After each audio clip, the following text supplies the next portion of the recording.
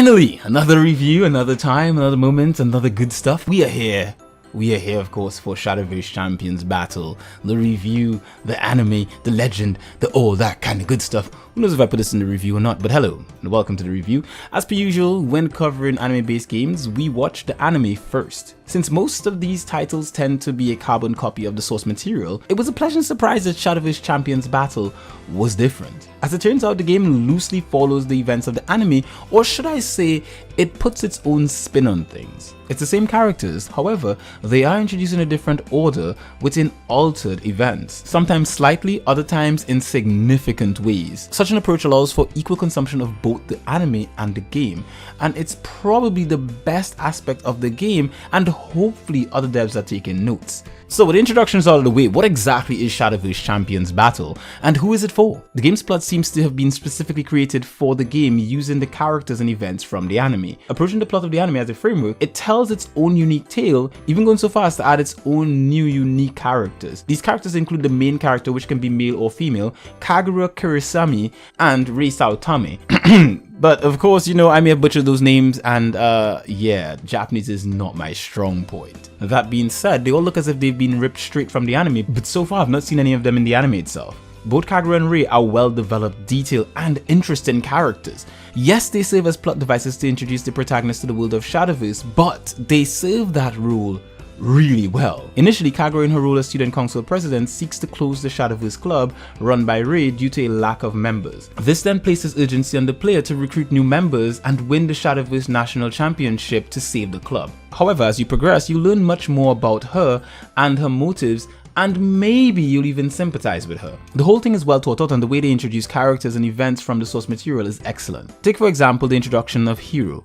He's the main character from the anime, but in this game he serves in a supporting role. So instead of being a Shadowverse noob with a new mysterious phone, he's just a tardy student addicted to Shadowverse. This removes the urgency from him and places it on the player. In fact, Hiro constantly steps aside for the main character to take the spotlight, something he'd probably never do in the anime. Nonetheless, despite the slight alteration to his depiction, Hiro is still mostly the same character that you'll see in the anime. He's even got the same voice actor, and he's not the only one. Every other character is also well voiced, even minor ones.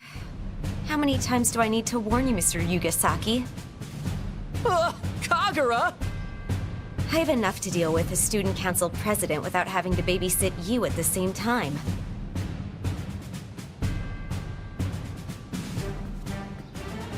And you, breaking school rules on our first day, are we?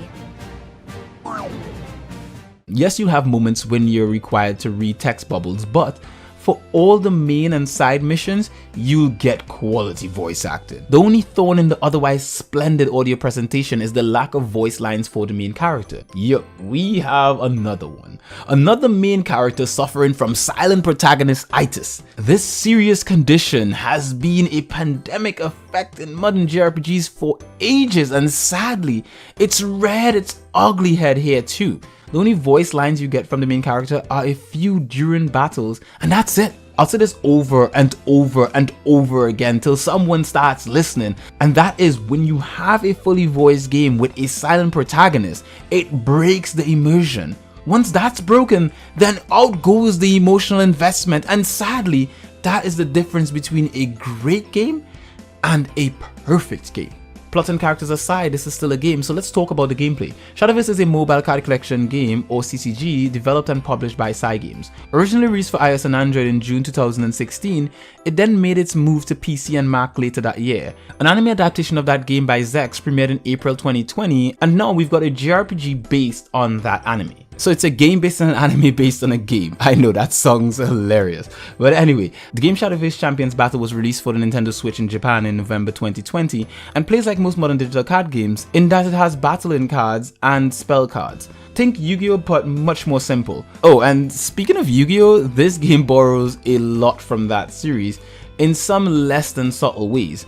Rei, for example, is an almost direct clone of Bakura, but the way in which the game itself plays isn't as similar. In Yu-Gi-Oh, you can only attack a player when there are no monsters in play, but not the same for Shadowverse. In Shadowverse, you weigh the opportunity of attacking your opponent directly or taking out their followers. Each follower has an attack and defense number. When they attack another follower or player, their defense is subtracted from the attack of the opposing follower. And when that defense hits 0, the card is destroyed. Outside of the fundamentals, there are also spell cards, amulets, and tokens. Spell cards are cards with special effects which when used are sent directly to the shadows. Amulets are the same but instead remain on the field and cannot attack or be attacked by other followers. Some of these amulets have effects which activate each turn, while others have countdown timers which activate an effect when the counter hits 0. With the beginning of each turn, the player is given a single play point, which can then be used to play a card. This accumulates to 10 after 10 turns and then stops. Should you desire to play a card, you'll need to meet its play point requirements.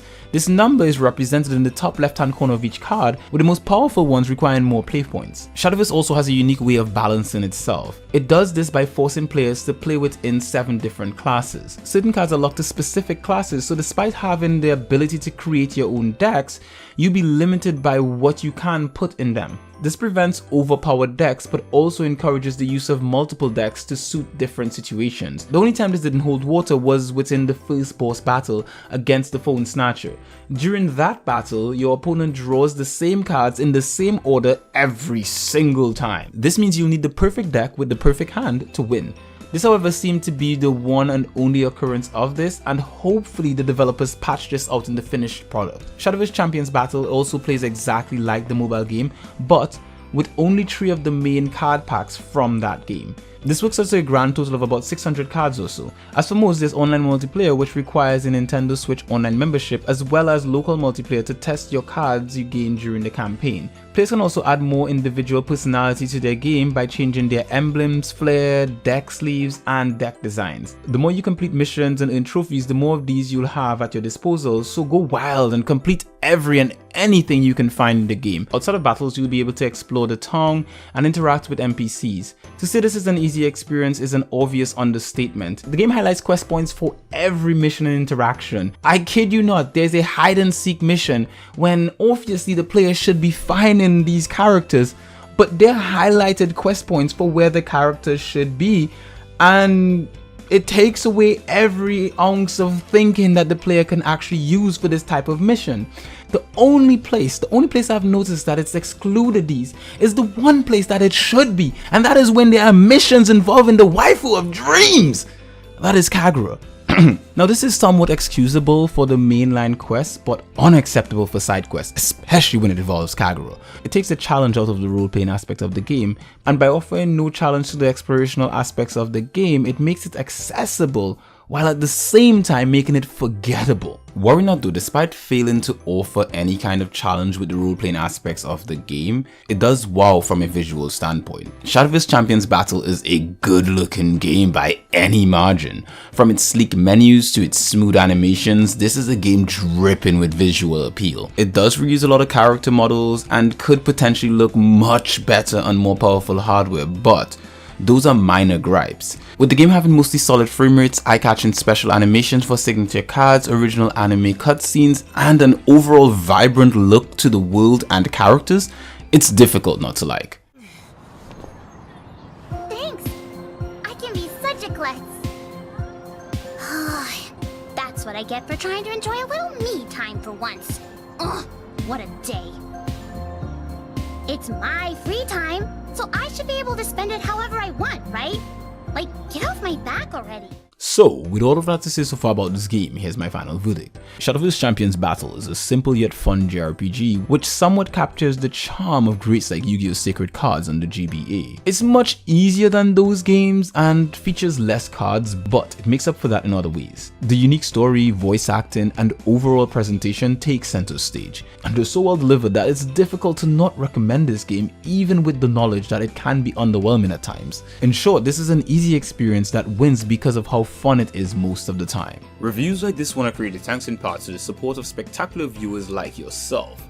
To make sure you don't miss out on anything we do, like, subscribe, and hit the bell icon. If you wish to support us even further, you can subscribe to our other channels, the podcast That Beautiful Life, use our Amazon affiliate links, or donate to our Patreon. Links to all are in the description below, and I'll see you guys in the next one.